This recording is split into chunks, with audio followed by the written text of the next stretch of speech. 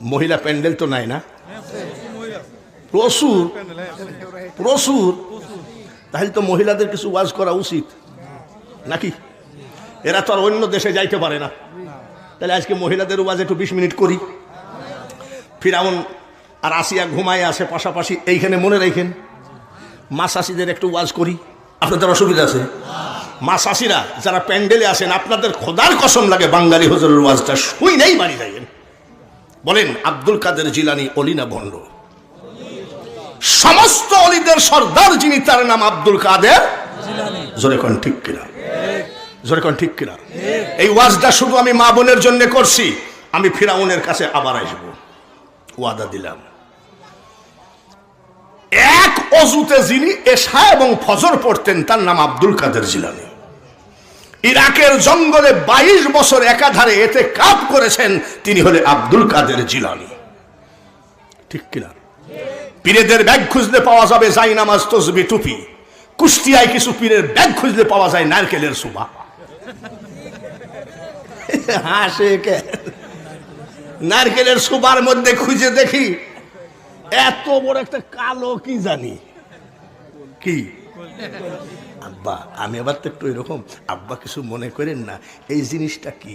বলে তুমি মোল্লা মানুষ বুঝবা না, এটা কলকি শরীফ হয়েছে। তরিকত জগতের কাম সারি দিয়েছে এসব সিটার বাটপা। আমি বাবাজি কিছু মনে করেন না, কোরআন শরীফ, হাদিস শরীফ, মক্কা শরীফ, মদিনা শরীফ। কলকি আবার শরীফ হলো কবে?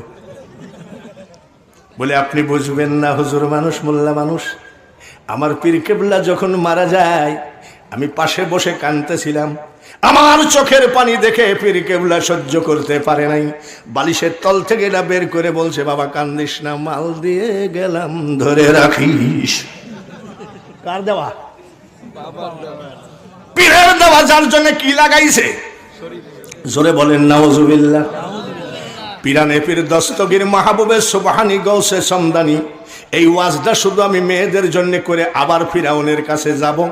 ও মা শাশিরা, তোমরা কষ্ট করে প্যান্ডেলে বসো আর আমরা এসে তোমাদের বিরুদ্ধে বলি, কিন্তু আমি বক্তা বিরুদ্ধে বলা না।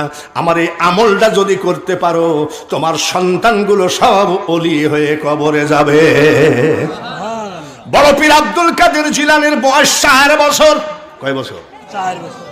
ওনার আম্মা যান মাদ্রাসায় নিয়ে হুজুরকে বলছে, আমার ছেলেটারে হাফেজ বানিয়ে দিয়েন, আমার ছেলেটারে হাফেজ বানিয়ে দিয়েন।